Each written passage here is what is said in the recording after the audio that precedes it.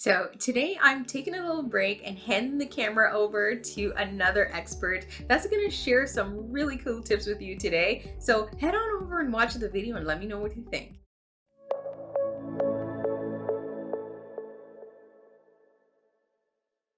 Hi there, I'm Rebecca Jones. I am a virtual assistant for wedding pros, and I'm so thankful for Judy for letting me hop on and talk to you guys more about working with a virtual assistant in your wedding planning business or your event business or whatever, however you work in the wedding industry.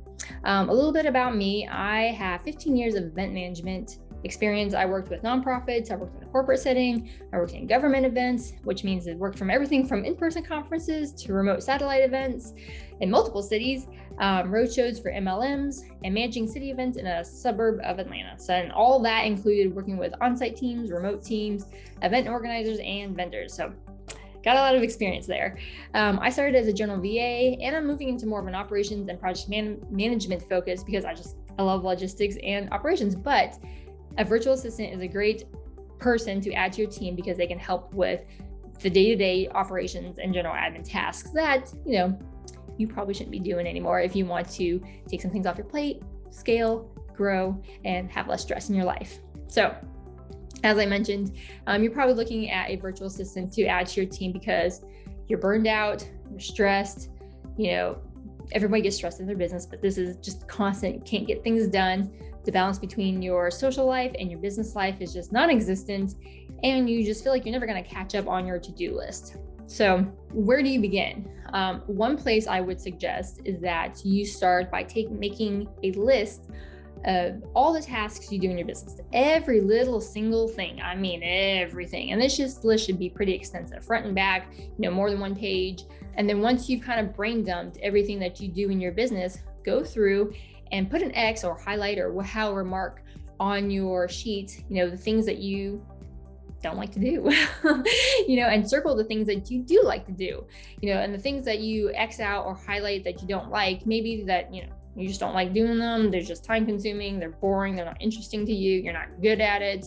But circle the things that you do like to do, and you don't have to be great at it, but they're just things you like to do. And not every single task has to be indicated yes or no.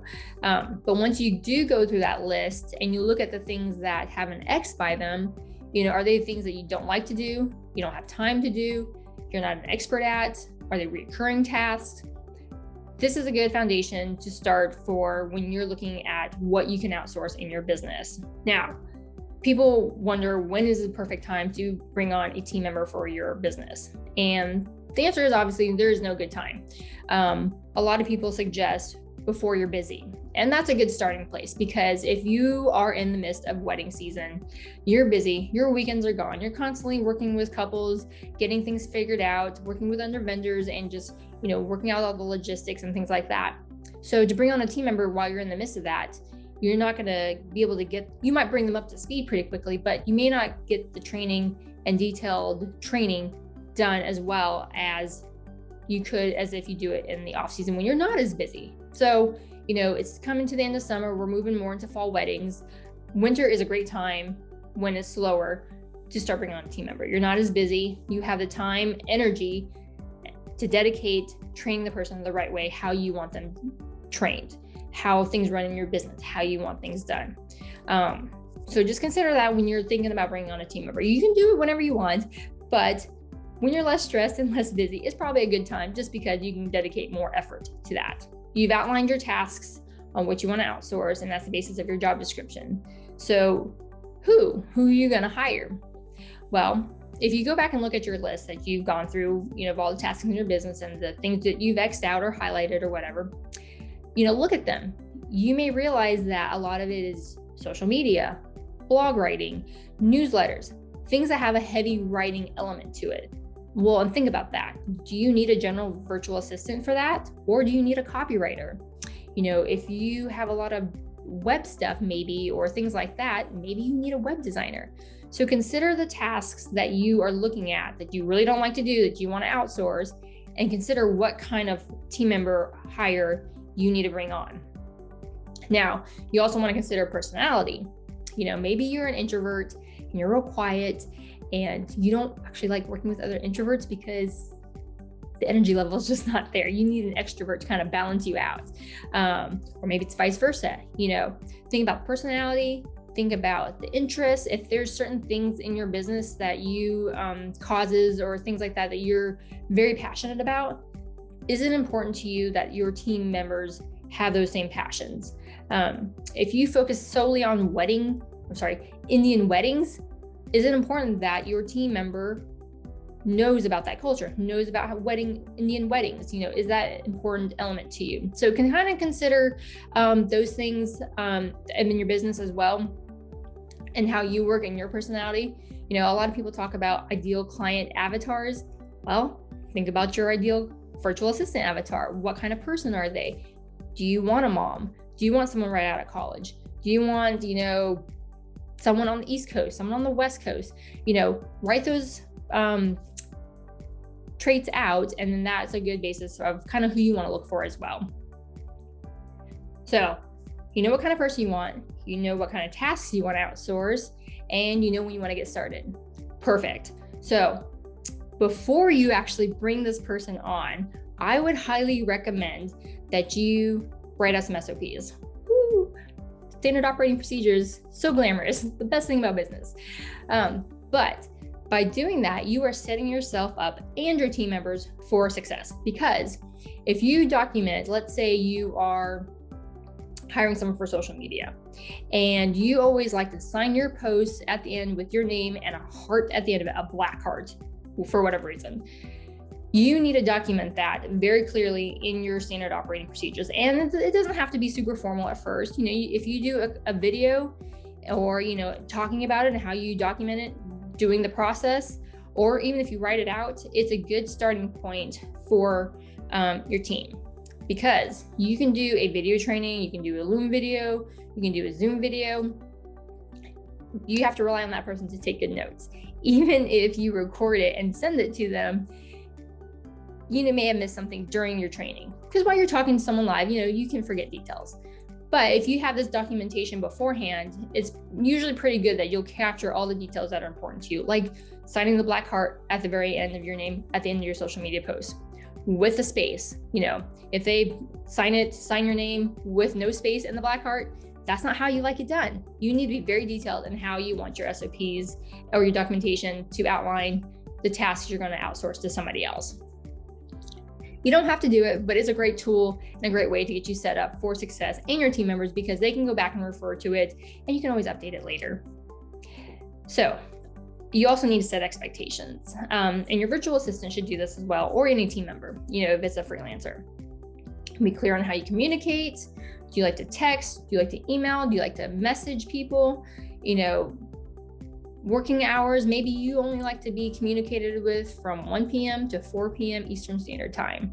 If you don't tell them that and they email you at 5 p.m. Eastern Standard Time, well, you might be upset, and then they're upset or confused because why is she upset with me that I emailed her at 5 p.m.? Be clear on your expectations, how you want tasks done, when you want tasks done, when you communicate. If you take your lunch hour at 11:12 to 12:02, don't talk to me then. You need to tell your team that, so that they know when to bug you or ask you questions or check in with you. So it's a good practice just to set you all up for success, so you guys get off on the right foot and you're not confused or frustrated when toes are stepped on. You've got the tasks outlined, you've got the person you want to look for, when you're going to start, and you've got your documentation ready to go. And you probably hired on your person, which is great. You found your person. Things are going to come up in your business that probably fall outside of what you've initially outlined as outsourcing to your virtual assistant. That's fine. You can still delegate tasks to them. So how are you going to determine what to delegate to them? I'm sure you've seen that matrix where it's, important things up here, urgent things over here. And, if it's urgent and important, you probably need to handle it. If it's urgent but not important, can you delegate it to your team member? Is it urgent or not urgent and important? Maybe you need to handle it, or maybe you can outsource that as well. If it's not urgent and not important, either delegate it, don't do it, or just push it way off down the road. So, things are going to come up. Your team members are probably going to be very flexible. Like, you want them to respond to an email, but hey, that's not outside of the scope that we agreed on before. If that's part of your team member, then I don't know if it's going to be a great fit for you, but so usually people are pretty flexible in adding things to their plate. So some platforms I would recommend in working with a team, definitely a project management tool. So a tool like Trello, Asana, or ClickUp. And there's other ones out there, but those are the top 3. And those are just tools that at the very basic need, you can assign tasks to and set a due date. And that way you're not constantly either messaging them, emailing them, or calling them on the phone saying, hey, do this, hey, do that, do this, do this. You can simply assign a task to them in these platforms and put a due date on it. That way they know when you want it done, and you can leave notes for them in there, and they can communicate with you in there if they want to, if that's how you want it set up. And that way you're not constantly having to check in with them. Hey, did you get this done? Hey, did you see that? Are you going to be getting close to this? Where are we at with this project? It's just a great tool so that you're not having to constantly micromanage someone. I would also recommend a communication tool, whether it be Slack, which is like a messaging tool, Voxer, which is voice and messaging, or even Facebook Messenger. It's just an easier way to get a hold of somebody, versus just email or calling. If you just need to check in with someone real quick and say, hey, did you send that email? They can shoot you a text message back and say, yeah, got it done. Instead of sitting down and writing the email, say, hey, I need this, did you send the email? I feel like that's just too formal. These little quick messaging tools are great platforms for that. And it's a great way to keep your team all together. And even if you have more than one team member, it can kind of build that community, the camaraderie all together in one spot. So remember, the goal of outsourcing is so that you cannot be a micromanager. We don't want you to do that. It's just going to add more stress to your plate, and it's not going to be a good setup for you or your team member that you hired on. We are outsourcing tasks in our business so that we can take things off your plate so that you can focus on what you do best, which is working with couples to create memorable experience for their big day. So if you have more questions or like more information about working with me or a virtual assistant in general, you can certainly reach out to me at rebeccajones.solutions@gmail.com, or you can find me on Instagram, Rebecca_admin solutions. Thanks for hanging out with me today.